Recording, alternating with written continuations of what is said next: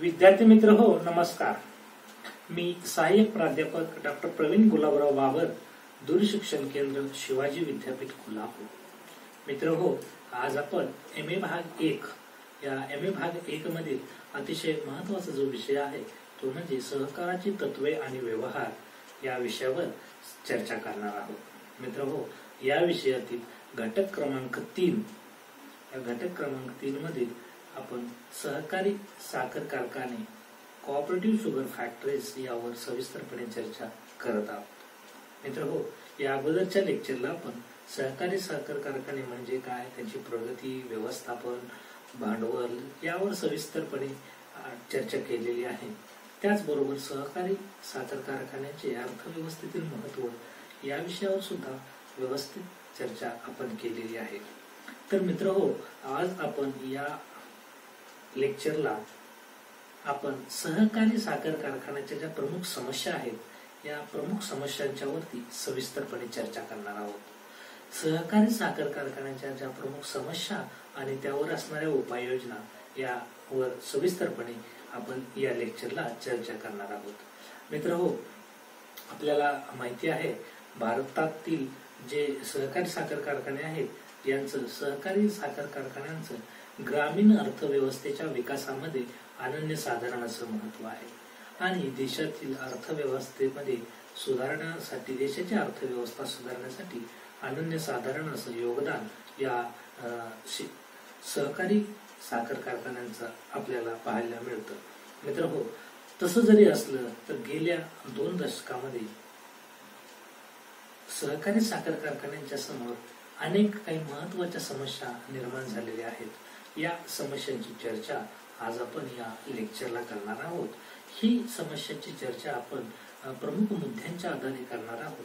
तर प्रमुख 10 मुद्दे आहेत. या 10 मुद्द्यांच्या आधारावर ही चर्चा आज आपण सुरू ठेवणार आहोत. मित्र हो, यातील जी पहिला प्रमुख जो मुद्दा आहे तो म्हणजे सदोष परवाना पद्धत. मित्र हो, सहकारी साखर कारखान्यांना परवाना देत असताना त्या भागाची पाहणी करणे, पाणी पुरवठ्याच्या सोयी, दळणवळणाच्या सोयी, कारखान्यासाठी लागणारी नैसर्गिक अनुकूलता या बाबीचा बारकाईने विचार केला जात नाही, तर केवळ राजकीय दृष्टिकोनातून साखर कारखान्यास परवानगी दिली जाते. जेथे ऊस क्षेत्राखालील क्षेत्र अत्यंत अपुरे असते तिथे साखर कारखान्यांना क्षेत्राबाहेर ऊस आणावा लागतो. असे साखर कारखाने सुरुवातीपासून आजारी असलेले आपणास दिसून येतात आणि या शेतकऱ्यांना किंवा ही सदोष परवाना पद्धत असल्यामुळे साखर कारखान्याच्या विकासामध्ये अनेक अडथळे निर्माण होत असल्याचे आपणास दिसून येते. मित्रांनो, यानंतरचा जो दुसरा महत्वाचा मुद्दा आहे तो म्हणजे अनियमित ऊसाचा पुरवठा. मित्रांनो, भारतातील ऊस क्षेत्राखालील जमिनीच्या क्षेत्रामध्ये वाढ होत आहे, मात्र दर एकरी उत्पादनामध्ये घट होत असताना आपल्याला दिसून येते. काही साखर कारखाने कार्यक्षेत्रामध्ये पुरेसा उपलब्ध ऊस नाही, त्यामुळे गाळपाच्या काळामध्ये कारखान्यांना ऊसाची टंचाई जाणवते. परिणामी कारखाने पूर्ण क्षमतेने चालू शकत नाहीत. मित्र हो, यानंतरचा तिसरी जी समस्या आहे ती म्हणजे गाळप क्षमतेचा अपुरा वापर. मित्र हो, साखर कारखान्यांच्या गाळप क्षमतेचा पुरेपूर वापर करण्यासाठी त्याला किमान 160 दिवस ऊस मिळाला पाहिजे. जर ऊसाखालील क्षेत्र कमी असेल तर गाळप क्षमतेचा पुरेपूर वापर करता येत नाही. भारतात साखर कारखान्याच्या कार्यक्षेत्रामध्ये जलसिंचनाच्या सुविधा असतील, बऱ्याच ठिकाणी ह्या केलेल्या आहेत, तरीही वेळेवर पाऊस न पडल्यामुळे व पुरेशा प्रमाणात न पडल्यामुळे दुष्काळजन्य परिस्थितीला सामोरे जावं लागतं. त्यामुळे ऊस उत्पादन कमी होऊन गाळप क्षमतेवर त्याचा परिणाम आपल्याला दिसून येतो. मित्र हो, यामुळेच गाळप क्षमतेचा वापर पुरेपूर करता येत नाही. मित्र हो, चौथी महत्वाची जी समस्या आहे ती म्हणजे साखर कारखान्यांचे आजारीपण. मित्र हो, 1963 मध्ये नेमलेल्या गुलाबराव पाटील समितीच्या मते महाराष्ट्रातील साखर उद्योगास आजारपणाने ग्रासले आहे. गेल्या 3 दशकामध्ये महाराष्ट्रात आजारी साखर कारखान्यांच्या संख्येत मोठ्या प्रमाणात झपाट्याने वाढ होत आहे. आज महाराष्ट्रातील 60% साखर कारखाने आजारी अवस्थेत आहेत. ऊसाचा अनियमित व अपुरा पुरवठा, अपुरे भांडवल असेल, नियोजनाचा अभाव असेल, कर्जाचे वाढते दर असतील, साखरेचा योग्य भाव नाही किंवा वाढत्या उत्पादन खर्च व सरकारचे चुकीचे धोरण या बाबी सहकारी साखर कारखान्याच्या वाढत्या आजारपणास जबाबदार आहेत. मित्रहो, यानंतरचा जो समस्या आहे ती म्हणजे नियोजनाचा अभाव. मित्रहो, सहकारी साखर कारखान्यांच्या कामकाजामध्ये सुयोग्य नियोजनाचा अभाव असल्याचं आपणास दिसून येतं. त्यातील बहुतेक संचालक, कारखान्यात काम करणारे व्यवस्थापक ही कुशल नसतात, संचालक उच्च शिक्षित नसतात, त्यामुळे व्यवस्थापन अकार्यक्षम असते. अशा अकार्यक्षम व्यवस्थापकाकडून कामाचे पूर्णपणे नियंत्रण होऊ शकत नाही आणि या अकार्यक्षम व्यवस्थापनामुळे त्या कार्यक्रमाची त्यांच्या व्यवस्थापकाकडून त्याची नियोजनाची योग्य प्रकारे पाहणी होऊ शकत नाही. त्यामुळे हे नियोजन आणि त्याची योग्य प्रकारे अंमलबजावणी ही व्यवस्थापकाकडून केली जात नाही. तर मित्रांनो, यानंतरचा जो महत्वाचा मुद्दा आहे तो म्हणजे जुनी यंत्रसामुग्री. मित्रांनो, काही सहकारी साखर कारखान्यांची यंत्रसामुग्री ही अत्यंत जुनाट स्वरूपाची आहे. त्यामुळे ऊसाच्या साखर उताराचे प्रमाण ही घटत आहे. अशा कारखान्यामध्ये तांत्रिक व्यवस्थापनाचा अभाव असल्याचं आपणास दिसून येतो. मित्रांनो, यानंतरचा महत्वाचा मुद्दा आहे राजकारणाचा वाढता प्रभाव. मित्रांनो, भारतातील सहकारी साखर कारखाने हे राजकारणातले प्रमुख अडथळे बनलेले आहेत. हे सत्ताकारणातील दबावगत ठरत आहे. याचा परिणाम म्हणून साखर कारखान्याच्या विकासाकडे दुर्लक्ष होऊन त्यामध्ये भ्रष्टाचार असेल, काळाबाजार असेल, वसिलेबाजी असेल, गळेकापूस स्पर्धा असेल, नफेखोरी असेल व सत्ता टिकवणे यासारख्या गोष्टी बळावत चाललेल्या आहेत. त्यामुळे गरीब व दुर्बल शेतकऱ्यांना विकासासाठी साखर कारखाने चालू ठेवणे अत्यंत महत्वाचा उद्देश होता, तो बाजूला राहून यामध्ये राजकारण हा मोठा अडथळा निर्माण झालेला आहे. मित्रांनो, यानंतरचा जो मुद्दा आहे समस्येचा तो म्हणजे वाढता खर्च. मित्रांनो, साखर कारखान्यांच्या मार्फत यंत्रांचे सुट्टे भाग, पोती, बारदाणे, वाहन इत्यादी खर्चावर मोठ्या प्रमाणात खरेदी केली जाते. शिवाय अतिथीगृह असेल, समारंभ असतील, निवडणूक दौरे असतील इत्यादीवर अनाठायी खर्च केला जातो. त्यामुळे या कारखान्यामध्ये मोठ्या प्रमाणात तोटा वाढत चाललेला आहे. मित्रांनो, यानंतरची जी समस्या आहे ती समस्या म्हणजे अप्रशिक्षित व अकार्यक्षम कामगार वर्ग.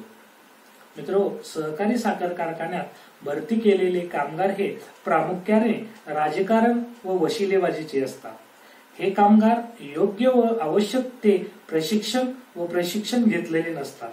त्यामुळे या कामगारांना नवीन तंत्रज्ञानाशी जुळवून घेणे अत्यंत अवघड जाते. शिवाय वशिलेबाजीने आले असल्याने ते कामात निष्काळजी राहतात, प्रामाणिक व कार्यक्षमपणे कारभार करीत नाहीत. या सर्वांचा परिणाम म्हणून साखर उत्पादन खर्चात वाढ होते. शिवाय कारखान्यांनाही तोटा सहन करावा लागतो. मित्रहो, याशिवाय जी महत्वाची समस्या आहे ती म्हणजे साखरेचा उतारा कमी. मित्रहो, सर्वसाधारणपणे ऊसातील साखरेचे जे प्रमाण आहे ते नोव्हेंबर ते मार्च या 4 महिन्याच्या काळात ऊसातील साखरेचे प्रमाण जास्त असते. यानंतर ते हळूहळू कमी होऊ लागते. जर एप्रिल ते जून या काळामध्ये साखरेचे गाळप चालू ठेवले तर साखर कारखान्यात साखरेचा उतारा हा कमी मिळतो. मात्र शेतकऱ्यांना त्याचे मूल्य एकूण दिलेल्या किमतीनुसार द्यावे लागते. त्यामुळे साखर कारखान्यांचा तोटा हा सहन करावा लागतो. मित्रहो, यानंतरची जी महत्वाची समस्या आहे ती म्हणजे पर्यावरणीय समस्या. मित्रहो, या पर्यावरणीय समस्येमध्ये साखर उत्पादनाच्या प्रक्रियेमध्ये निर्माण होणारे दूषित पाणी, साखर कारखान्याची मळी असेल, नदी असेल, पाण्याच्या प्रवाहात सोडल्यामुळे प्रदूषण वाढत आहे. त्यामुळे समाजात कावीळ असेल, कॅन्सर असेल, पचन संस्थेचे आजार वाढत आहेत. मित्रहो, तसेच जलसंपदेवरही त्याचा अनिष्ट परिणाम होत आहे. याचे गंभीर परिणाम भोगावे लागत आहेत. म्हणजेच वाढती साखर कारखानदारी दुसऱ्या बाजूला पर्यावरणास धोकाही निर्माण करत आहे.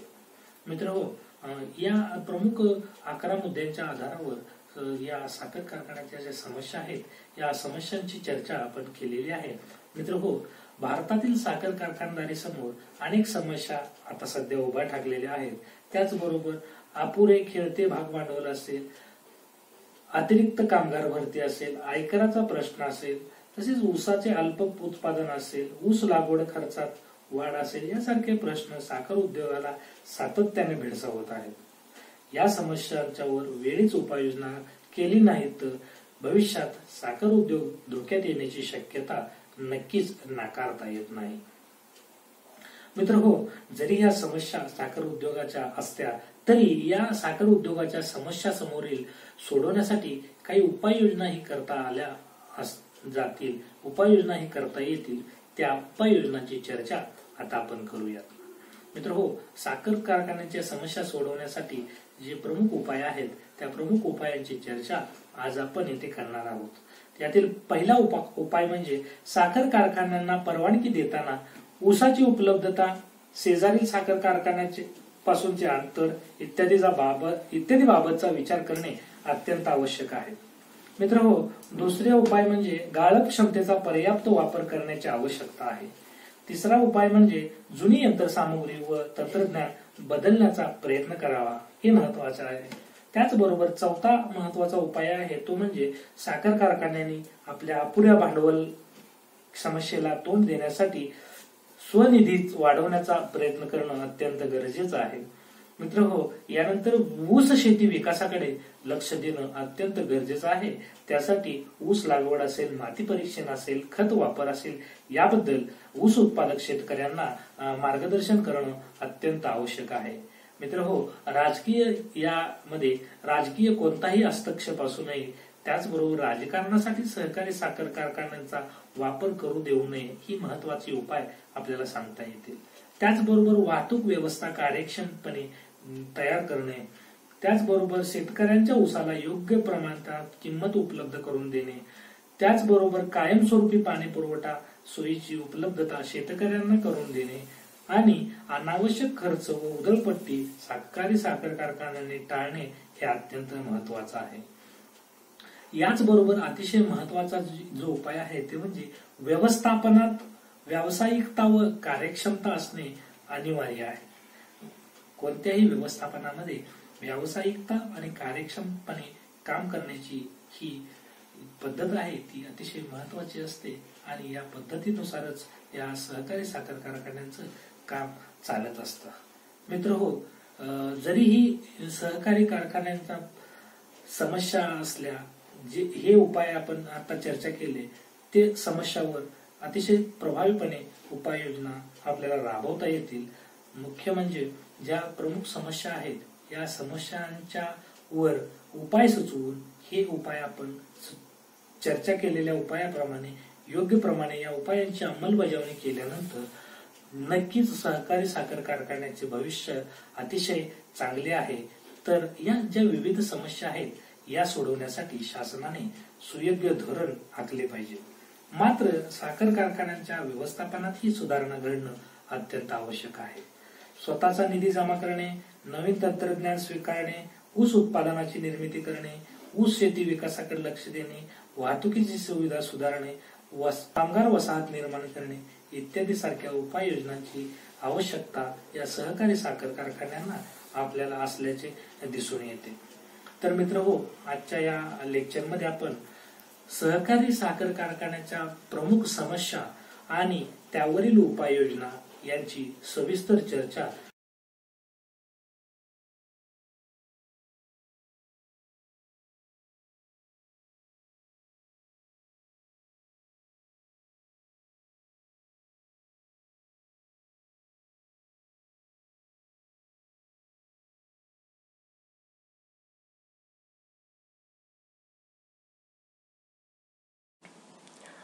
मित्र हो, या व्यतिरिक्त आपणास काही अधिक माहिती हवी असेल, काही अधिक संपर्क करायचा असेल तर तुम्ही आम्हाला आपण दूरध्वनी मार्फत ही दूरशिक्षण केंद्राला संपर्क साधू शकता.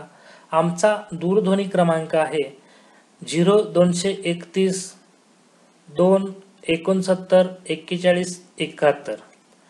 मित्रहो, तुम्ही आम्हाला आपल्या शंका किंवा आपल्या विनंती ईमेलद्वारे सुद्धा आमच्याकडे पाठवू शकता. आमचा ईमेल ID आहे cde@unisivaji.ac.in. मित्रहो, या व्यतिरिक्त तुम्हाला विषयाच्या संदर्भात काही अडचण असेल तर तुम्ही मला पर्सनली वैयक्तिकही संपर्क साधू शकता.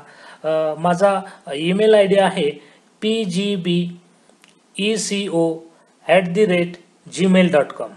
या ईमेल ID द्वारे तुम्ही माझ्याशी डायरेक्ट संपर्क साधू शकता. विषयासंदर्भात असेल, अन्य कोणत्याही प्रकारची अडचण असेल तर तुम्ही मला आमच्या दूरशिक्षण केंद्राला कधीही संपर्क साधू शकता. मित्रहो, धन्यवाद.